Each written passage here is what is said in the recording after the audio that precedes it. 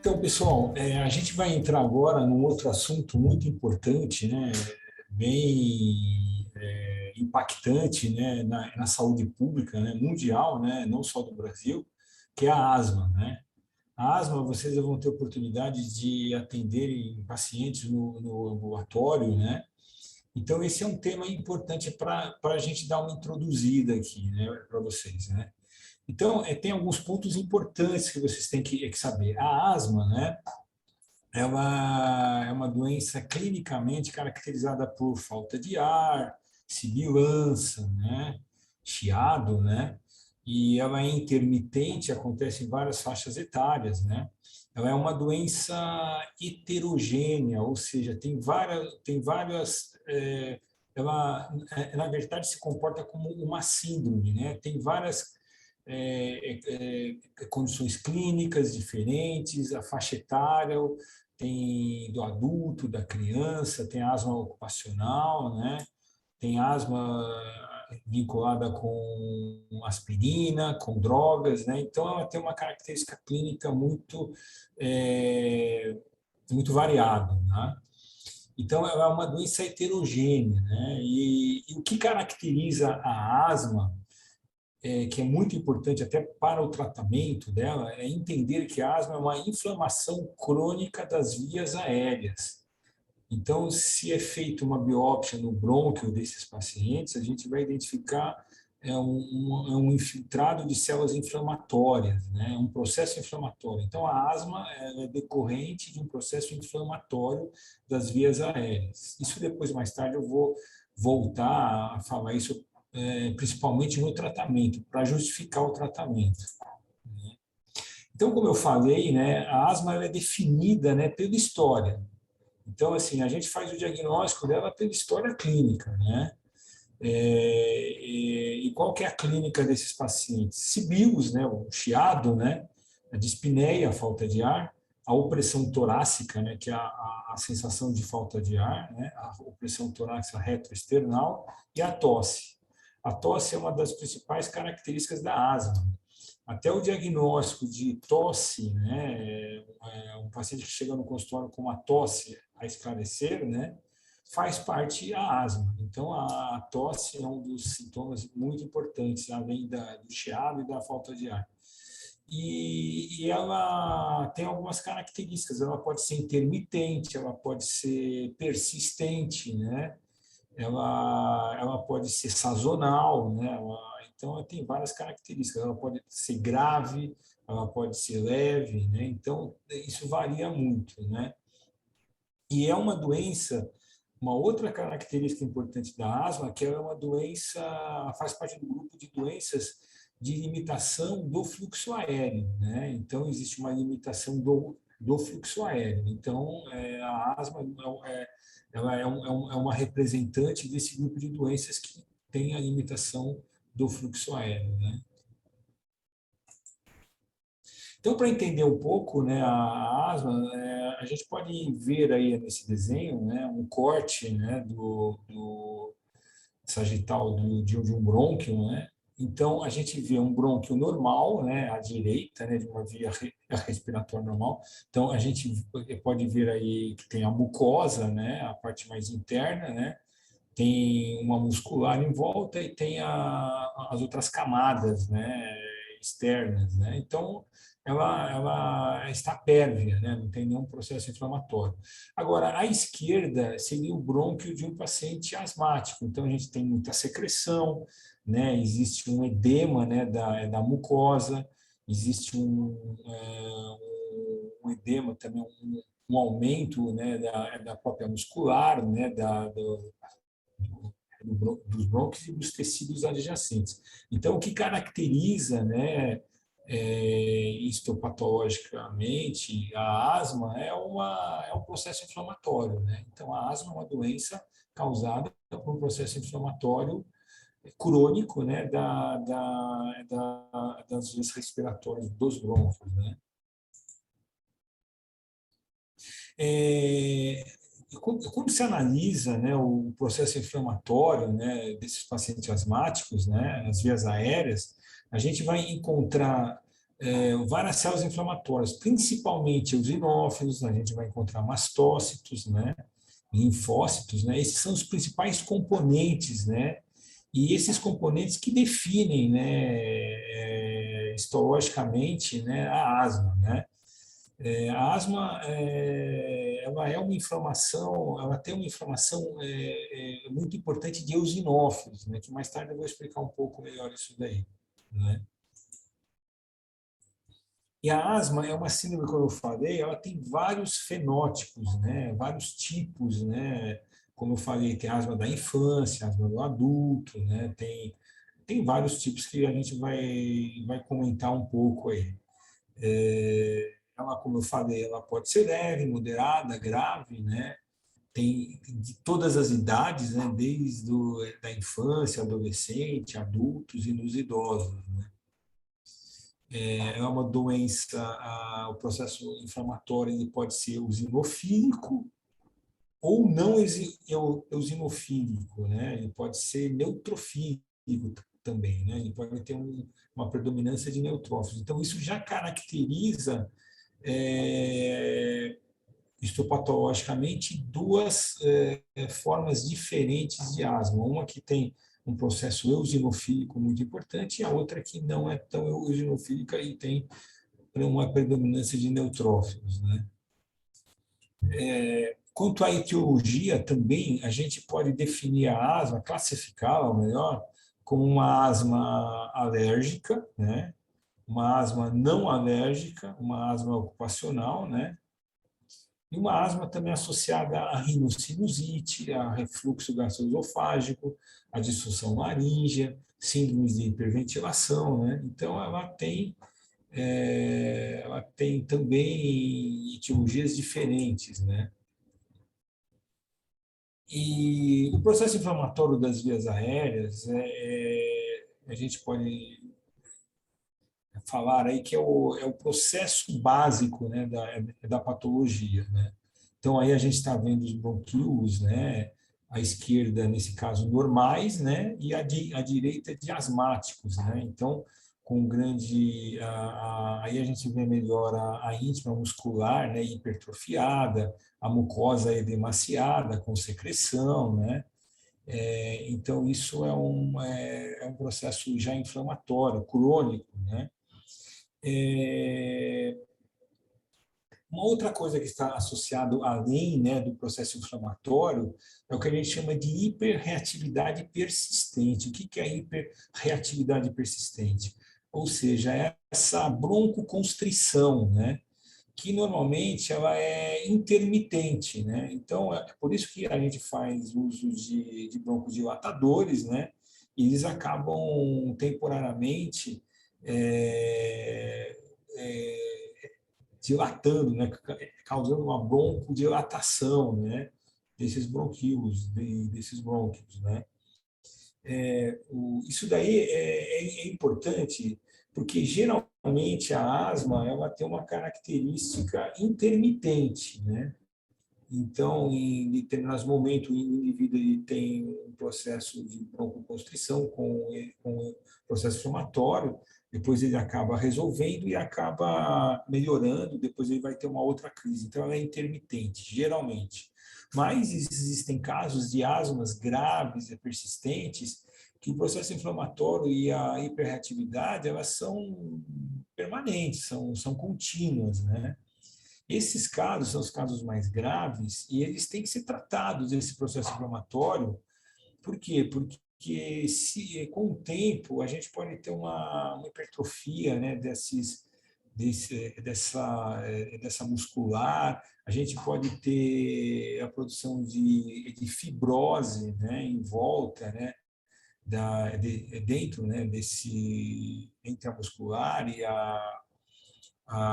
a mucosa, né? Então a gente pode ter fibrose aí, e essa fibrose ela causa um fenômeno que nós chamamos de remodelamento, né? Remodelamento das vias aéreas. E o que isso causa?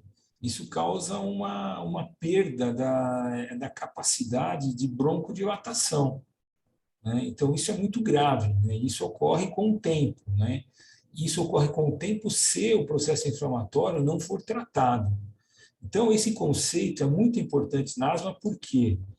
Porque a gente tem que coibir o processo inflamatório, né? E a melhor droga para coibir o processo inflamatório na asma são os corticoides, né? Os corticoides tópicos, né? E em casos mais graves, o corticoide sistêmico, né? Isso a gente vai falar um pouquinho mais para frente, mas isso é um ponto importante. Isso pode ser uma sequela de uma asma, né, mal controlada, né, uma asma persistente, cujo processo inflamatório não foi coibido pelo tratamento. Isso ocorre muito em pacientes que às vezes usam muito pouco corticoides e usam mais broncodilatadores no tratamento. Então, isso vocês já vão ver, vocês vão discutir isso com os preceptores, né, no decorrer do curso, mas isso já é um ponto muito importante que vocês devem saber, né, da asma. A asma, então, assim, basicamente, ela tem dois grandes riscos, né? Existe um risco da morte pela asma, o paciente que entra numa crise e essa crise pode asfixiar o paciente, né? Então, existe morte por asma, né? Isso é uma complicação, né, aguda. Agora, existe também, não em todas as asmas, mas naquela asma que tem um processo inflamatório intenso, contínuo, né, persistente, o problema do remodelamento, né? Então, isso a gente tem que evitar no tratamento. Por isso que esses pacientes têm que ser acompanhados, né? E mais tarde eu vou falar um pouco mais disso. É, Então, a asma, ela, como eu tenho falado, ela é heterogênea, né? Tem vários aspectos clínicos, né? Que são caracterizados pelos fenótipos, né? Diversos fenótipos, né? E também tem endotipos, né? O que são esses endótipos, né? Ou endotipos, né? Os endótipos, eles são o que caracteriza os diferentes mecanismos, né? Molecular ou fisiopatológico, né, de cada fenótipo, né? Então, ou seja, um paciente com uma asma alérgica é um fenótipo, né? E ele tem um processo inflamatório muito importante de células eosinofílicas, né? Então, isso é uma característica, é um endótipo, né, que o caracteriza diferentemente de outros fenótipos que o processo inflamatório já não é tão proeminente de eosinófilos, né? Os fenótipos inflamatórios mais frequentemente, né, na asma são a asma eosinofílica, né, ou não eosinofílica, né, e a asma alérgica e não alérgica. O, no Brasil, né, como está a epidemiologia da asma no Brasil, né? Então a gente tem alguns estudos, né, que no Brasil, né, a asma, né, ela tem uma incidência maior nos países mais pobres, né, em desenvolvimento, né, ela tem uma frequência muito maior, né.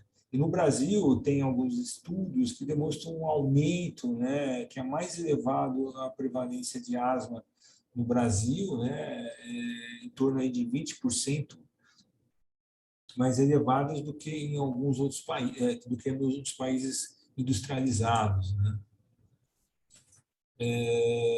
Um estudo na Organização Mundial, né, de Saúde entre adultos, né, de 18 a 45 anos indicou que 23% dos brasileiros, né, já tiveram algum sintoma de asma.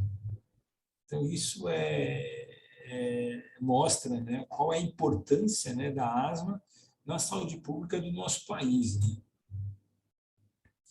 Em 2013, né, ocorreram 129.728 internações, né, por asma, né, no Brasil, e 2.047 mortes, né? Então, é significante, né?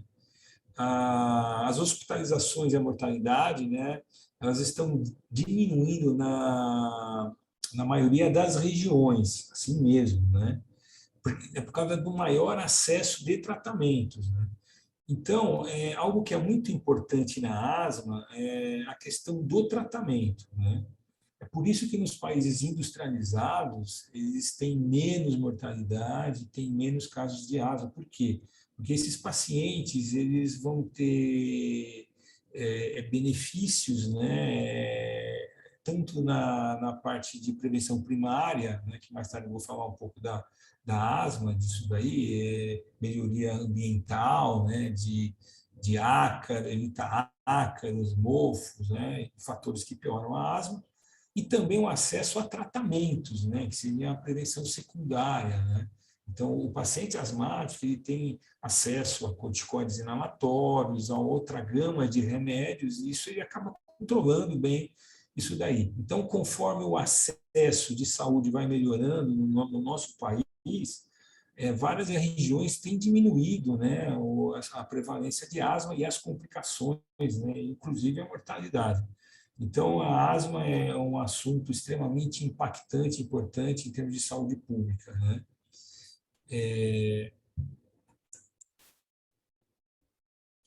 Um outro problema importante da asma no nosso país é o subdiagnóstico, né? E a falta de profissionais capacitados, né, na atenção básica para tratá-los, né? Um grande exemplo que a gente tem pacientes que são acompanhados de asma e não fazem uso de corticoides tópicos, por exemplo, né? Então, esses pacientes, eles não vão ter asma controlada, né? E eles acabam usando simplesmente corticoides inalatórios, né? Não, perdão, broncodilatadores inalatórios e não usam os corticoides inalatórios, né? Então, isso, muitas vezes, é por falta de capacitação do médico da unidade básica de saúde, que não acompanha esses pacientes, né? Então, a capacitação dos pacientes, desculpa, dos médicos, é algo muito importante. E é o que vocês vão fazer, né? Vocês estão sendo, nesse curso, vocês vão sair capacitados a tratar, a fazer um segmento de um paciente asmático, né? Só para explicar, né? A gente viu em outras aulas aí que eu falei sobre a classificação de gel e cumbis, né? Então, mais uma vez, o gel e cumbis aí é importante, né? O gel e cumbis é repetindo, né? E tem 4 tipos, né? O gel e cumbis tipo 1, que é a resposta à hipersensibilidade imediata, né?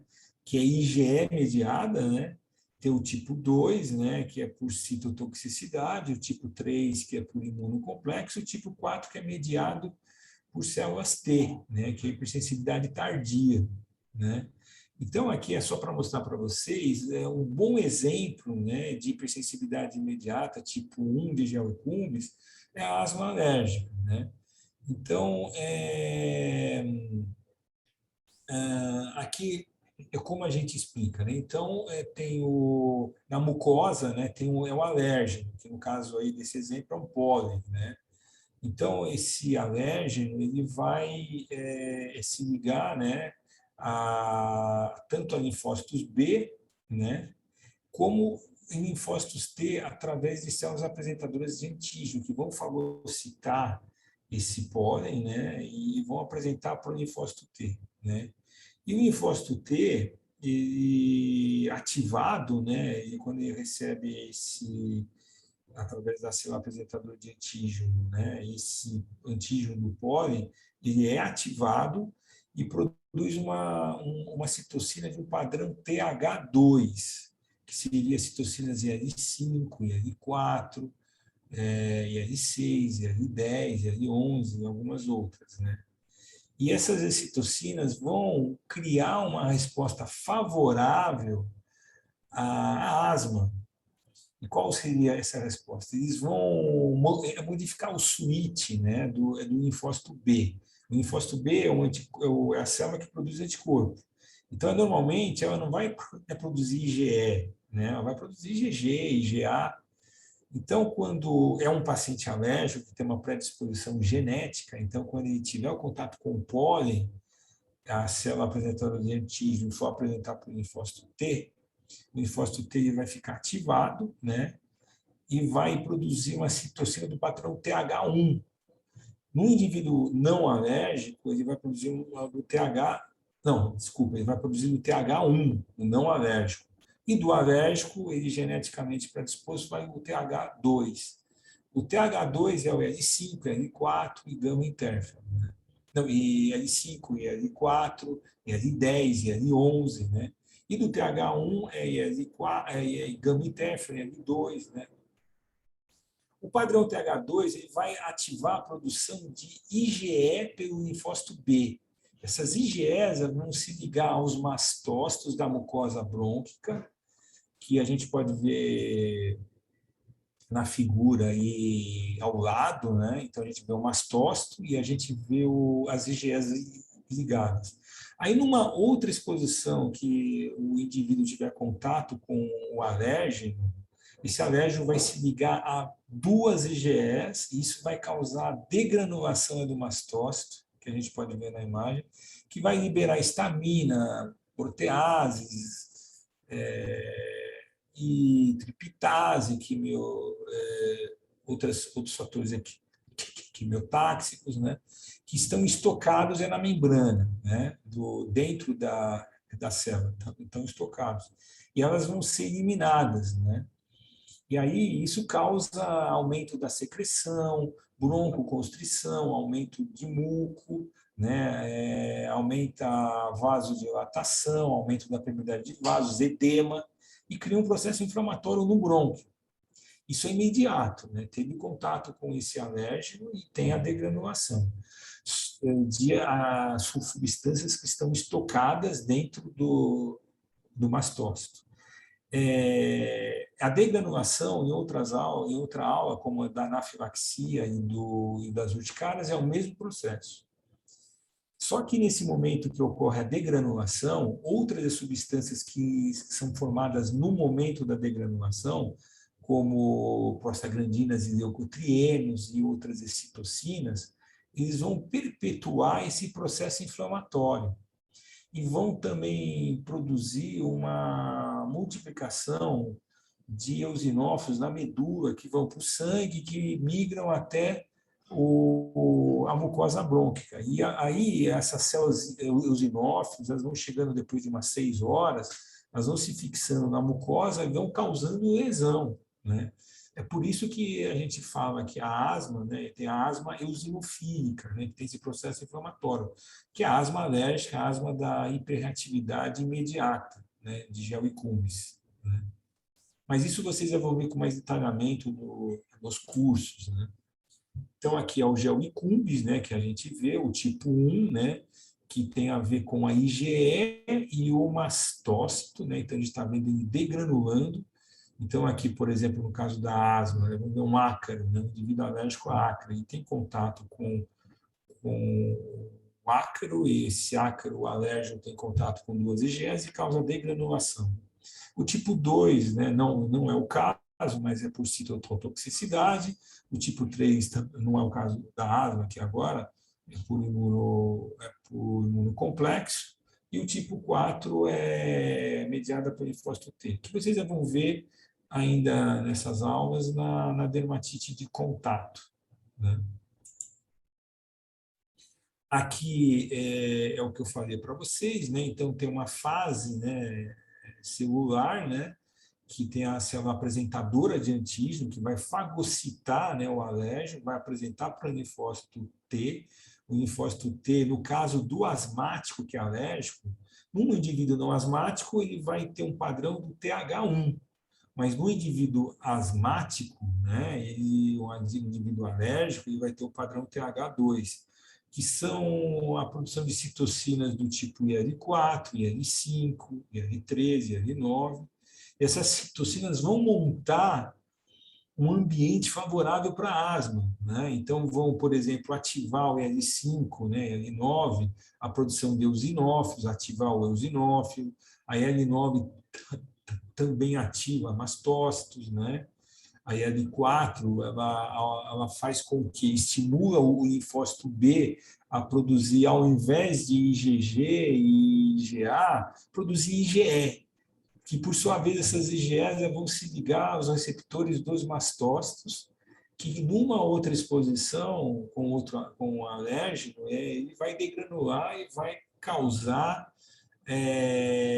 aumento de muco, secreção, né? Vai dar sibilos, tosse, e vai estimular também a produção de citocinas, leucotrienos, que vai perpetuar o processo inflamatório. Então, esse que é o quadro imunológico básico, que vocês vão ver muito isso daí, né? E a gente vai falar isso, né? Então, esse é o quadro fisiopatológico, né? Da asma, né? Alérgico.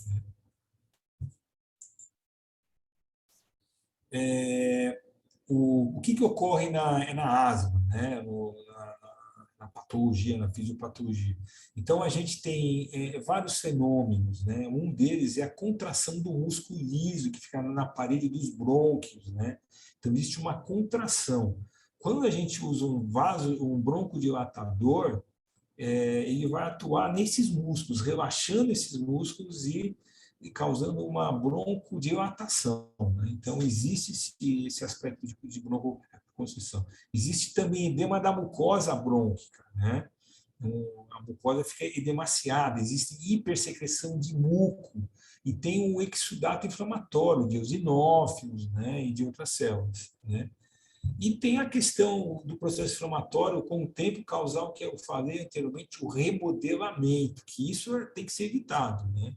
Porque depois que ocorre o remodelamento, você não tem mais a dilatação do bronco, ele fica fixo, né? Fica com uma limitação crônica, irreversível da via aérea. O diagnóstico da asma, né?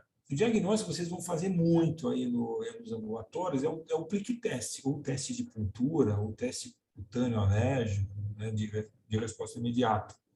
Então, o prick test é um teste que ele é focado e a gente usa uma histamina como controle positivo, água destilada negativa e coloca os extratos, né, ácaros, fungos e etc. E aí você pica, né, com uma lanceta, né, a pele só, porque ele é epicutâneo, não precisa ser intradérmico, só faz um pliquezinho, né, uma picadazinha. E aí, depois de uns 20 minutos, se a pessoa for alérgica, os mastócitos da pele ali, em contato com o extrato ali que a pessoa é alérgica, vão degranular e vão causar uma pápula, um edema, né? E aí o teste é positivo, né? Então, esse teste é muito útil no paciente asmático. Por quê? Porque se ele tiver uma asma alérgica, você consegue caracterizar qual a sensibilidade desse paciente através desse teste, né? Se ele tem uma sensibilidade a ácaro, se ele tem uma sensibilidade a fungos, né? A outros agentes. Uma outra coisa importante que vocês vão ver no ambulatório é o PIC-Flu, que é esse aparelhinho aí, esse dispositivo. O PIC-Flu ele é um aparelho muito importante na asma, no segmento do paciente asmático. Por quê? Porque ele vai demonstrar, ele vai nos quantificar qual que é o fluxo, qual que é a limitação de fluxo aéreo que o paciente tem, né? Então, esse peak flu ele é importante porque a asma ela tem se for uma asma persistente, a gente vai ver essa característica da persistência da asma, da diminuição crônica do fluxo aéreo, né, do paciente, e também qual que é o efeito do tratamento nosso, né? Então, a melhoria, né, desse fluxo aéreo frente ao nosso tratamento, né? E também a gente consegue acompanhar a sazonalidade, né? Melhoras, piores. Então, esse aparelho, esse dispositivo é muito importante com o paciente,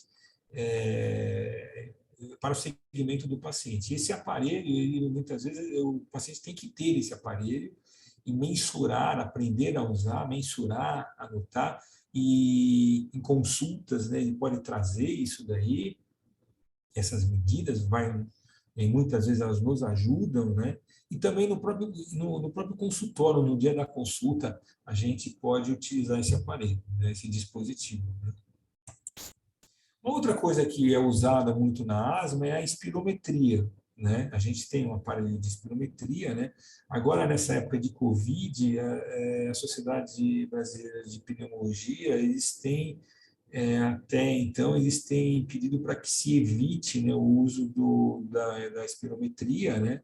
Porque no ato, né, no exame, se esse aparelho, se tiver, se o paciente estiver contaminado, ele pode eliminar aerosóis no ambiente, né? Mas, fora isso, é um aparelho que normalmente é usado, né? Ele não é mais importante que o Pique-Flu, isso que é impressionante, né? Ele não é mais importante, mas ele é importante, né, para a gente ter avaliações, né, principalmente para diferenciar, né, a asma de um DPOC, né, e de outras doenças que causam limitação do fluxo aéreo, né? Mas isso vocês já vão ter contato. A asma é interessante, né, para o diagnóstico, a gente classifica a asma, né, pela gravidade da asma. Então, a gente tem uma asma, tem asma intermitente, né, que tem sintomas pelo menos uma vez, menos, né, de uma vez por semana, né? Tem exacerbações de curta duração, leve, né? E sintomas noturnos, eles têm muito pouco, né? Os sintomas noturnos são importantes porque é uma característica muito importante da asma, ela tem um ciclo circadiano, né? Então a asma ela piora muito à noite. Isso é uma característica importante da asma, né? Às vezes até a gente pega no consultório um paciente que tosse muito à noite. Pode ser refluxo, mas pode ser asma, né? Ou pode ser uma outra coisa, mas a asma é uma das doenças que pioram muito à noite, né? Então, no paciente com nível intermitente, leve, ele vai ter menos de 2 vezes ao mês um sintoma noturno de asma, ele vai acordar com falta de ar, ou vai ter uma tosse à noite. O VF1 ele é uma medida, né, que é feita pelo Pique-Flu, né, o fluxo expiratório, o volume expiratório forçado em um segundo, né? Então, pelo Pique-Flu, a gente consegue determinar um VF1 de normalidade, né? E, e a gente, isso sendo acima de 80%, né? E é uma das características do intermitente, né? E uma outra coisa importante é a variabilidade do Pique-Flu, né? Então, se o Pique-Flu, né, ele tem uma variabilidade, né? Você tem, de manhã é baixo, à noite é alto, é mais baixo, ou à tarde é mais alto. Então, isso se você tem uma variabilidade maior de 20%, menor de 20%, isso pode indicar um descontrole também da asma. Então, são índices importantes, né? Então, no intermitente é menos que uma vez por semana, tem exacerbações de curta duração leves, né? Sintomas noturnos não tem ou tem menos de 2 vezes, né? O Pique-Flu, o volume respiratório forçado no segundo maior que 80%, e a variabilidade, né, é menor de 20%. Agora, o nível 2 é a persistente leve, né? Então, você vai ter mais de uma vez por semana, e menos que uma vez por semana, né, alguns sintomas, né? Já ele vai ter exacerbação noturna, que pode afetar o sono. Esse paciente vai dormir mal, né? E pode já ter problemas com sono, por falta de ar. Tem sintomas noturnos, né? Mais que 2 vezes, né, ao mês, né? O VF1, né, o Pique-Flu, né, abaixo, ainda acima de 80%. e a variabilidade, né, do Peak Flu de 20% a 30%. Tem a persistente moderada, né, que tem sintomas diários, né, exacerbações também podem afetar o sono, sintomas noturnos mais de uma vez por semana, o volume expiratório forçado, né, o segundo 60% a 80%, e a variabilidade, né, acima de 30%. E a persistente grave, que tem sintomas diários também, de falta de ar, sibilância, né, chiado. Exacerbações são muito frequentes, né, sintomas noturnos são muito frequentes, e o VF1 abaixo de 60%. Então, isso indica uma obstrução importante. E a variabilidade, né, acima de 30%. Então, isso é mais para entender, né, o quadro, né? Existe uma classificação, né? Um paciente mais leve, um paciente mais moderado, mais grave, né? Intermitente, persistente. Isso nos facilita, nos orienta no tratamento. Então, se você vai dar um corticóide, você vai dar um corticóide oral, tópico. Então, eu vou explicar isso mais para frente. Existe um diagnóstico diferencial da asma, né? Então, a asma pode ser por edema de laringe, corpo estranho, neoplasia, estenose traqueal, paralisia das cordas vocais, disfunção das cordas vocais, DPOC, estenose brônquica, né? Neoplasia, né? Broncomalácia, insuficiência cardíaca também pode confundir, né? Principalmente no pronto-socorro, né? Chega um paciente com dispneia, né? E às vezes está expectorando, e às vezes ele está até sibilando esse paciente com insuficiência cardíaca, e isso confunde muito com a asma, né? Tumor carcinóide, pneumonias eosinofílicas, né? Reações anafiláticas, que podem o paciente apresentar uma crise de sibilância, chega no socorro, aí o médico às vezes acha que é uma crise de asma e é uma crise de anafilaxia, né? Refluxo pode dar um quadro que sugere asma, vasculite de Schultz-Strauss, vocês vão ver no curso, né? Então, tem várias patologias que são diagnósticos diferenciais, né? Aqui é aquele gráfico, né, que eu falei da classificação da asma, né? Eu já vou passar um pouco para frente aqui, né? Só que aqui tem uma outra coisa que elucida um pouco mais, né, os sintomas, né? Então, por exemplo, no grau leve, intermitente, o paciente é assintomático, né? Tem um pique flu, né, que aparelhos normais nos períodos entre a crise, né? No grau 2, né, ele já tem uma crise uma vez por semana, né? Mais que uma vez por semana, né? E às vezes uma vez ao dia, ou menos que isso daí, né? Esse paciente no teu moderado, né, que já precisa usar uso diário, né, de beta-2 agonistas, né, e as crises afetam a sua atividade, né, atividade diária. Agora, o mais grave tem uma restrição muito importante da atividade física, uma atividade física muito limitada da sua vida diária, né? Então, isso são exemplos de gravidade, né, de níveis diferentes de gravidade de um paciente com asma, que a gente tem que classificar isso para melhor tratar esse paciente. Aqui, ó, são recomendações, né, que vem do GINA. Isso aqui é da Sociedade Brasileira, né, de Pneumologia e Tibiologia. Então, os pacientes, por exemplo, da etapa 1, que são pacientes mais leves, né? Então, eles vão, a gente vai ter que entrar com corticóide para esses pacientes. Por quê? Porque esses pacientes, a gente sabe que a asma é uma patologia que ela ocorre por causa de um processo inflamatório. Então, você tem que dar um anti-inflamatório. Então, você tem que, nesses pacientes mais leves, eles têm um processo inflamatório mais leve. Você pode dar um corticoide, uma dose baixa, né, do corticoide inalatório, né? Associado, né, hoje em dia, a gente usa o corticoide inalatório associado com broncodilatador, né? De longa duração, né? Antigamente, a gente associava apenas o corticoide. E antes do corticoide, as pessoas usavam apenas broncodilatador, né?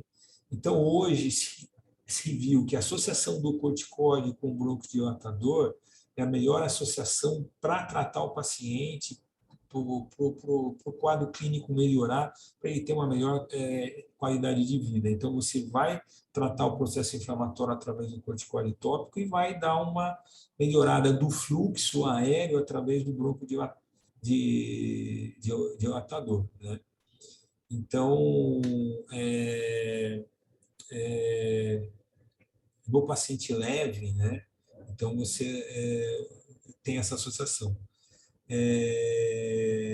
No paciente, uma opção, né, que pode ser feita você usar separado, né? Você pode usar um corticoide inalatório, né? E usar um broncodilatador, né? De resgate, né? Um aerolin, um salbutamol. Você usa diariamente, né? Mas uma dose baixa, né?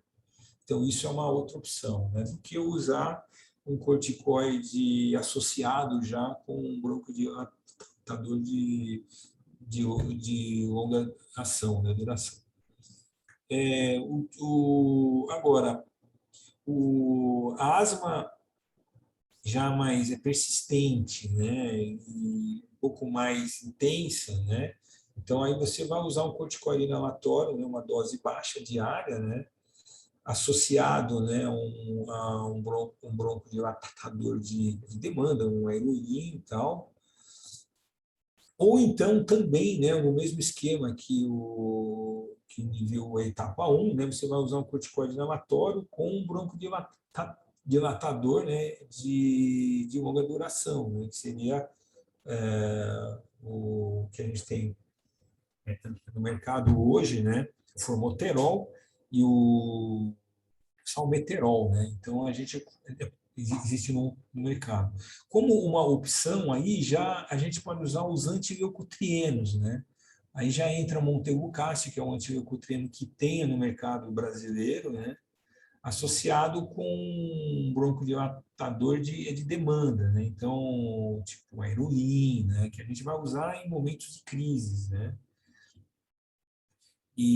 Ou então um corticoide inalatório, né, associado com um broncodilatador de demanda, tipo aerolina. O tipo 3, né, você vai ter um quadro mais grave, né, dessa asma, né? O paciente ele vai ser mais sintomático, né? E os índices levam um fluxo, uma limitação do fluxo respiratório mais constante. Então, a sugestão é usar um corticoide inalatório uma dose baixa, né, usando junto também um broncodilatador, né, de demanda, né, ou então usar um corticoide inalatório com um broncodilatador de longa ação, né. E como opção, né, um corticoide inalatório mais um broncodilatador de resgate, né, em crises, ou uma dose baixa de corticoide inalatório associado com montelukast já, né, que é um antileucotrieno, né, e associado um broncodilatador de demanda, né, um heroína, né, um salbutamol, né. E o nível 4, né, já é um pouco mais grave, né, então a gente usa um corticoide já uma dose maior do inalatório, né, a gente vai usar um broncodilatador, né, de longação, né, já contínuo, né, e vai usar também, né, o broncodilatador de curtação, né, que é de resgate, né, já vai usar junto, né. Uma outra opção é usar o corticoide, né, uma dose média, né, mais um formoterol aí, né, e usar mais um corticoide em dose baixa, né? E usa um broncodilatador de resgate, né? E o tipo 4, né? Quer dizer, o tipo 5, né? Que é o mais grave, né? Aí a gente vai ter que usar, além do corticoide inalatório, né? Do broncodilatador, a gente vai ter que introduzir o tiotrópio, né? E, e fenotipar esse paciente, ou seja, ver se esse paciente ele tem as características e o processo inflamatório é, eosinofílico, ou se ele tem uma quantidade de IgE mais elevada, aí você pode usar uma anti-IgE, tipo o omalizumab, ou algum outro imunobiológico, um anti-L5 ou um anti-receptor de L4, né? Então, esses são exemplos, né, de como a classificação da gravidade da asma ela nos serve como referência para o tratamento desses pacientes. Uma outra coisa importante é o fato de entender que a asma é uma doença de limitação fluxa, né, do fluxo respiratório crônica, né, provocado por um processo inflamatório. Então, a gente tem que usar uma droga inflamatória, um corticoide, né? Um corticoide inalatório, né? A gente usa isso como tratamento persistente da asma. Né? Então, esses conceitos são importantes. Entender que a asma é uma doença inflamatória dos brônquios, né? E que usar só broncodilatador não vai ser compatível, né, com a fisiopatogenia, né, da asma, né, e vai ter uma eficácia menor. Né, e o paciente pode ter sequelas, como remodelamento. Né. Aqui o GINA, né, que o GINA é um estudo, né, um grupo, né, e eles internacional, né, e que eles são muito importantes, né, mundialmente, porque eles descrevem, né, eles norteiam, né, a asma, principalmente as atualizações, né, o que se tem mais moderno, né, o que se tem mais, qual que seriam as melhores drogas para cada tipo fenótipo, né, de paciente, né? Então aqui só para apresentar para vocês, basicamente o que eu falei é o que está no GINA, né, desse ano aí de 2020, né? Então isso vocês já vão ter no curso, né, o GINA, vocês vão é, aprender bastante baseado com o GINA, né? E o GINA vocês podem já pesquisar, né, e ler, né, que isso vai acrescentar muito, né, na formação, né, do alergista na conduta do paciente com asma. Então, a asma, resumindo, é uma doença de limitação do fluxo aéreo, provocada por um processo inflamatório, né? Ela tem vários fenótipos, tem asma alérgica, tem asma não alérgica. A gente tem que diferenciar isso daí. No caso da asma alérgica, o mecanismo é por gel e cumbis, né, tipo 1, hipersensibilidade imediata, IgE mediada. A gente faz o diagnóstico clínico, né, da asma. A gente também pode fazer usar métodos de exames subsidiários, como o PIC-teste, o teste,